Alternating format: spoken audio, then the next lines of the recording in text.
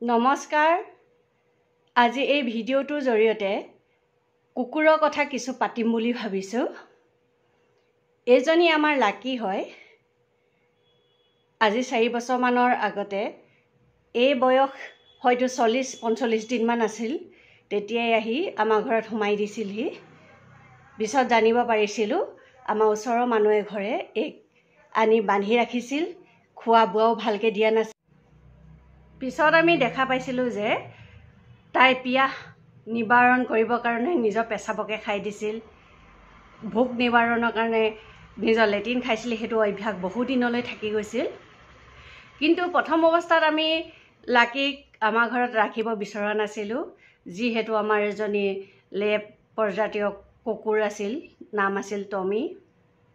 গতিকে ঠাই কম দুজনী কুকুৰ পুহিবৰ কাৰণে, সেয়েহে তাইক অৰ্থাৎ লাকিক আমি 4 ঘৰ মানুহৰ ওচৰলৈ পঠিয়াই দিছিলোঁ, তাতে ৰাখিব বুলি পঠিয়াই দিছিলোঁ। কিন্তু লাকিয়ে ক'তো থাকিব নোৱাৰিলে, আহি আমাৰ ঘৰলৈ ঘূৰি আহিল আৰু তেতিয়াৰ পৰা তাইক যথেষ্ট মৰমে আমি ৰাখিছোঁ। আৰু 1 বছৰমানৰ পিছতে আমাৰ টমিও ঢুকাই গৈছিল। গতিকে লাকি আমাৰ দৈনন্দিন জীৱনৰ এক সহস্ৰয়ী ৰূপে আমাৰ লগত থাকি গ'ল। কথাটো হ'ল, আজিকালি আমি প্ৰায় দেখোঁ কুকুৰৰ প্ৰতি কিছুমান মানুহৰ খুব বিদ্বেষ ভাৱ, খুব ঘৃণা ভাৱ। কিন্তু কুকুৰ এনে এটা প্ৰাণী, যিটো প্ৰাণী মানুহৰ অতি বিশ্বাসী আৰু অতি সহজে পোহ মানিব পৰা এটা জন্তু। কুকুৰক যদি আপুনি দুসাঁজ ভালকৈ খুৱায়, তেনেহ'লে কুকুৰে কেতিয়াও আপোনাক পাহৰি নাযায়। কিন্তু মানুহক আপুনি 1 বছৰ ভালকৈ খুৱাই পিন্ধাই ৰাখিলেও পিছত কিন্তু আপোনাৰ বদনাম গাবলৈ নেৰে। সেয়েহে কুকুৰক প্ৰভুভক্ত বুলি কোৱা হয়। কিন্তু আমি এই প্ৰভুভক্তৰ প্ৰতি কিমানখিনি সুদৃষ্টি দিওঁ? আমি প্ৰায়ে বাটে পথে দেখোঁ কুকুৰৰ ওপৰত অত্যাচাৰ কৰা, বা ঘৰত পোহা কুকুৰটোৰ ওপৰতো যথেষ্ট অত্যাচাৰ কৰা আমি দেখা পাওঁ।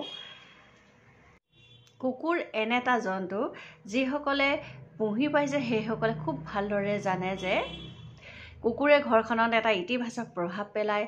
কুকুৰে নিসংগতা দূৰ কৰে, সন্তানহীনতা দুখ দূৰ কৰে, ঘৰখনলৈ হাঁহি ফূৰ্তিৰ এটা পৰিৱেশ সৃষ্টি কৰে, আনকি মানুহৰ মনতো এটা ভাল ভাৱৰ পোখা মেলাত সহায় কৰে। আমি চাৰিওফালে চালে দেখা পাম যে আমাৰ চাৰিওফালে যিমানবিলাক জীৱ জন্তু আছে, সকলো জীৱ জন্তুৱে নিজে কৰি খাব পৰা এটা ব্যৱস্থা কৰি লয়। কিন্তু কুকুৰে সেইটো নকৰে, কেৱল মানুহৰ পিছে পিছে ঘূৰি ফুৰে। মানুহে খাবলৈ দিলে খায়। সেয়ে মানুহে খাবলৈ দিলে সিহঁতে খুব ফূৰ্তি পায়, শান্তি পায়, আৰু অকণমান মৰম কৰিলে সিহঁত সম্পূৰ্ণ এটা শান্ত জন্তুলৈ পৰিণত হয়। আমি কুকুৰক বদনাম কৰোঁ যে কুকুৰে কামুৰিলে জলাতংকৰ দৰে এটা ভয়ানক বেমাৰ হয়, যিটো বেমাৰৰ দ্বাৰা মানুহৰ মৃত্যু পৰ্যন্ত হয়। কিন্তু কুকুৰক যদি আমি ভালকৈ খাবলৈ দিওঁ আৰু থাকিবৰ কাৰণে এডোখৰ ভাল জেগা দিওঁ, তেতিয়াহ'লে কুকুৰে কেতিয়াও মানুহক নেকামুৰে, প্ৰতিটো ক্ষেত্ৰতে মানুহক সহায় কৰে আৰু মৰি পৰি হ'লেও গৃহস্থক বিপদৰ পৰা ৰক্ষা কৰে। কিন্তু মোৰ বেয়া লাগে, এই ঠাণ্ডা দিনত যেতিয়া কুকুৰে ভোকত আৰু ঠাণ্ডাত মাজৰাতিও কান্দি উঠে, বা গৰম দিনত এটোপা পানীৰ কাৰণে হাহাকাৰ কৰে, তেতিয়া খুব দুখ লাগে সেই পৰ্যায়টো দেখিলে। গতিকে আমি মানুহে অকণমান সচেতন হৈ সজাগ হৈ কুকুৰক জানো খোৱা ব্যৱস্থাটো কৰিব নোৱাৰোঁ, সিহঁতক অকণমান মৰম কৰিব নোৱাৰোঁ? যদি সেইখিনি কৰিলে আমাৰ একোৱেইতো নাযায়, আমাৰ বৰঞ্চ মনত এটা ভাল প্ৰভাৱ পৰে। সেইখিনি কৰিবলৈ যোৱা মানে আমি ভাল কিবা এটা কৰা বুজায়। তেনে কিন্তু কৰা আমি প্ৰায়ে দেখা নাপাওঁ। বহু মানুহ আছে যি কুকুৰৰ প্ৰতি ক্ৰূৰতা প্ৰকাশ কৰে, কুকুৰৰ প্ৰতি অন্যায় কৰে, অত্যাচাৰ কৰে, কুকুৰৰ ওপৰত গৰম পানী ঢালি দিয়ে, কুকুৰক মাৰি পেলাই থৈ আহে। সেইটো কৰাটো উচিত বুলি মই নাভাবোঁ। যিহেতু আমি মানুহ, পৃথিৱীৰ সৰ্বশ্ৰেষ্ঠ জীৱ বুলি আমি কওঁ, আমাৰ এটা উন্নত মগজু আছে। গতিকে সেইখিনিৰ দ্বাৰাই আমি কুকুৰটোক উদ্ধাৰ কৰিব পাৰোঁ, কুকুৰটোক মৰম কৰি এটা শান্তশিষ্ট কুকুৰত পৰিণত। এই পৃথিৱীখন কেৱল আমাৰ নহয়, মানুহৰ নহয়, এই পৃথিৱীখন সকলো জীৱ জন্তুৰে হয়, সকলো পোক পতংগৰে হয়। গতিকে সকলোৱে ইয়াত জীয়াই থকা অধিকাৰ আছে, কাকো আমি মাৰি পিটি শেষ কৰি দিব নোৱাৰোঁ। এই কথাবিলাক আমি গুৰুত্ব সহকাৰে লোৱাটো উচিত বুলি ভাবোঁ। অৱশ্যে এটা কথা ঠিক যে এচাম মানুহ আছে যিসকলে কুকুৰক ষ্টেটাছ চিম্বল হিচাপে ব্যৱহাৰ কৰে বা পোহে, নিজৰ ঘৰত দেখি বিদেশী কুকুৰ পোহে, মানুহক দেখুৱায়, কিন্তু সেইসকলে কুকুৰজনীৰ প্ৰতি যি যত্ন ল'ব লাগে, যি শিক্ষা দিব লাগে সেইখিনি নিদিয়ে।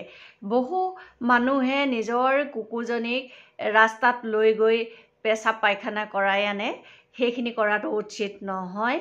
কুকুৰক এটা ভাল ট্ৰেইনিং দিলে নিৰ্দিষ্ট ঠাইত সিহঁতে লেট্ৰিন পেচাব কৰে। আমাৰ কুকুৰজনীকো তেনে শিক্ষা দিছোঁ, তাইক নিৰ্দিষ্ট এটা স্থান ঠিক কৰি দিছোঁ, তাতে লেট্ৰিন পেচাব কৰে।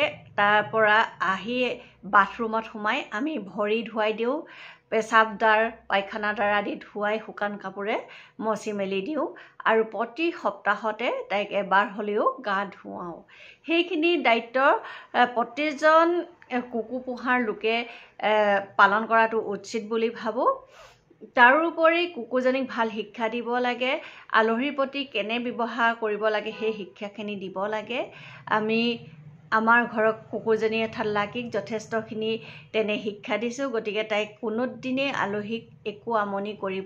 আনহাতে আমি ঘৰৰ কুকুৰজনীৰ ক্ষেত্ৰতেই দায়িত্ব পালন কৰিছোঁ তেনে নহয়, অন্যান্য অঘৰী কুকুৰৰ প্ৰতিও আমি দায়িত্ব পালন কৰিছোঁ।